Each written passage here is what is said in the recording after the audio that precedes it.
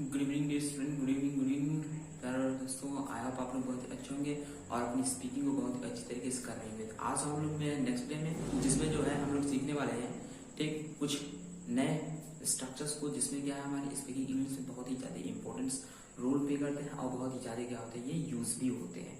जैसे मैंने कुछ सेंटेंसेस लिखा हुआ है ठीक, और अगर आप लोगों को टेंसेस सीखने हैं ठीक, किसी को जो है क्लास 10 की तैयारी करना है तो मेरे सेकंड चैनल को विजिट कर सकता है, जिसपे मैं क्या पूरी की पूरी क्लास 10 की तैयारी करा रहा हूँ।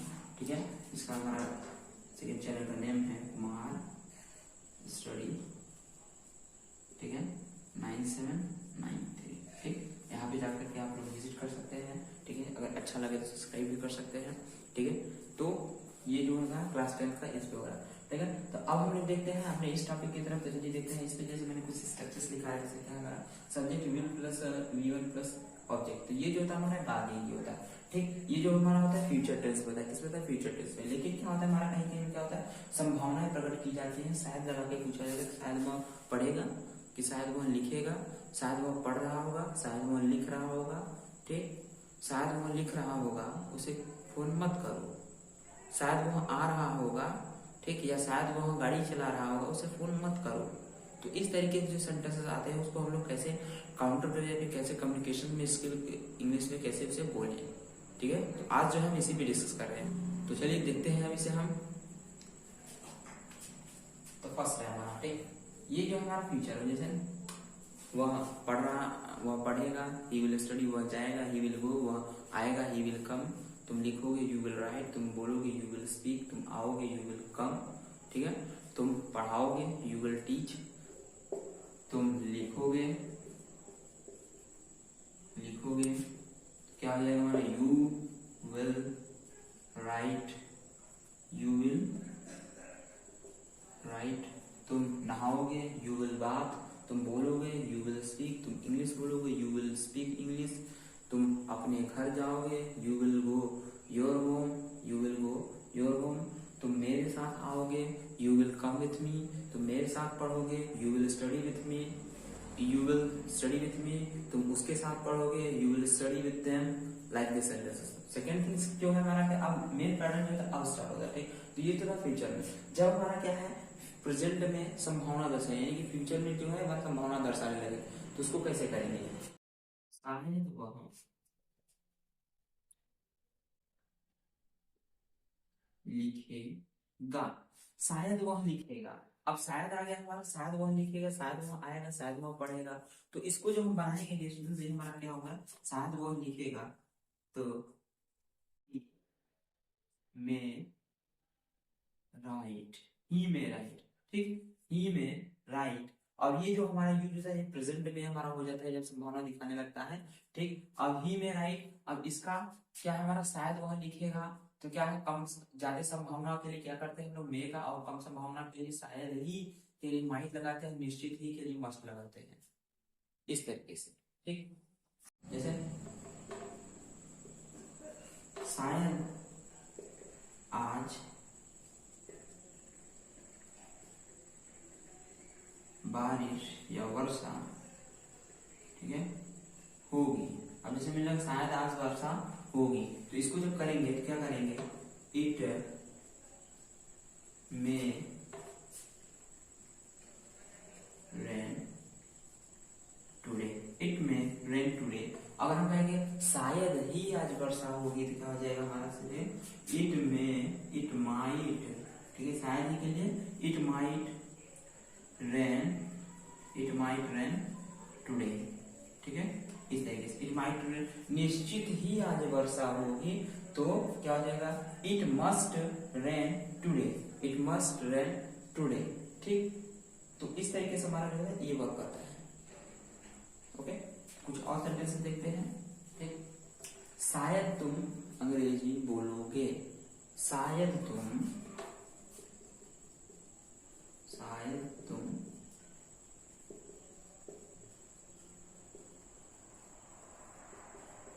अंग्रेजी बोलोगे, यू में स्पीक इंग्लिश, यू में स्पीक इंग्लिश। तुम शायद ही इंग्लिश बोलोगे तो यू माइट स्पीक इंग्लिश, तुम निश्चित ही इंग्लिश बोलोगे, you must speak English. Like this patterns when we study the conceptually, then it's all over the easy। Okay dear students, अब ये हो गया हमारा शायद तुम अंग्रेजी बोलोगे तो यू मे स्पीक इंग्लिश, तुम शायद ही इंग्लिश बोलोगे तो यू माइट स्पीक इंग्लिश, तुम निश्चित ही इंग्लिश बोलोगे तो यू मस्ट स्पीक इंग्लिश, तुम्हें इंग्लिश बोलना चाहिए तो यू शुड स्पीक इंग्लिश, तुम इंग्लिश बोलते होते तो यू वुड स्पीक इंग्लिश। ठीक, अगर तुम यहाँ आते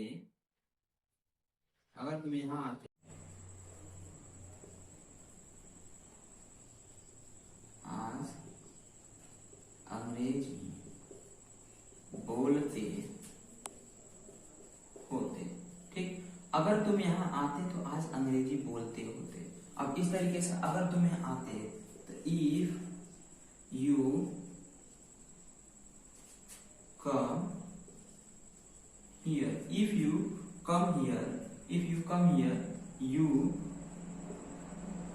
would speak English, if you come here you would speak English। ठीक, अगर तुम पढ़ते तो पास होते, if you study you would pass, if you study you would pass। अगर तुम लिखते तो अच्छे नंबर पाते, if you write then you take या then you get, then you would get good marks, then you would get good marks, like this structure। ठीक है, तो would का इस जो होता है हमारा इस पैटर्न में यूज होता है। ठीक है, आई होप आप लोगों को समझ में आया होगा। तो हम लोग कुछ और प्रैक्टिस करते हैं।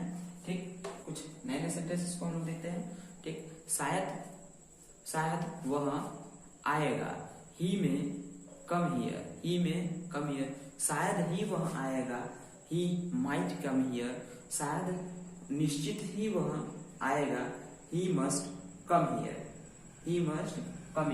ठीक है।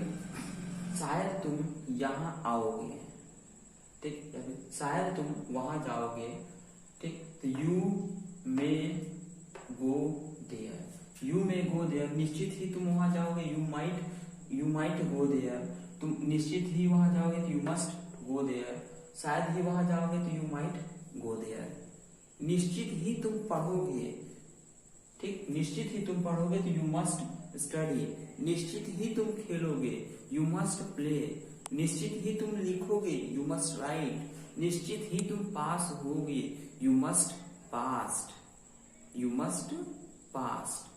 तुम्हें पास होना चाहिए, यू शुड पास, तुम्हें इंग्लिश बोलनी चाहिए, यू शुड स्पीक इंग्लिश, तुम्हें यहाँ आना चाहिए, यू शुड कम हियर, तुम्हें पढ़ाना चाहिए, यू शुड टीच, तुम्हें लिखना चाहिए, यू शुड राइट, तुम्हें खेलना चाहिए, ठीक है, अभी तुम्हें खेलना चाहिए, यू शुड प्ले नाउ, अभी तुम्हें पढ़ना चाहिए, you should study now, okay.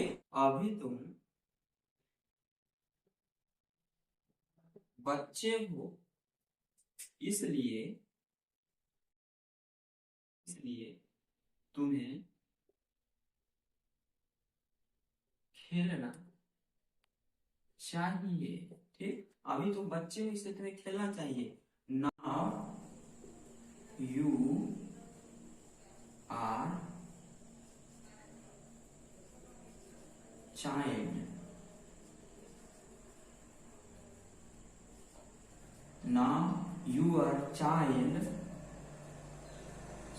now you are child, so you should play, ठीक है, तुम अभी स्टूडेंट हो, now you are student, so you should study, you should play, you should go there, you should take at home, like the sentences when you are study all the structures and all the sentences, then it's all over the going on very well and very easy, okay।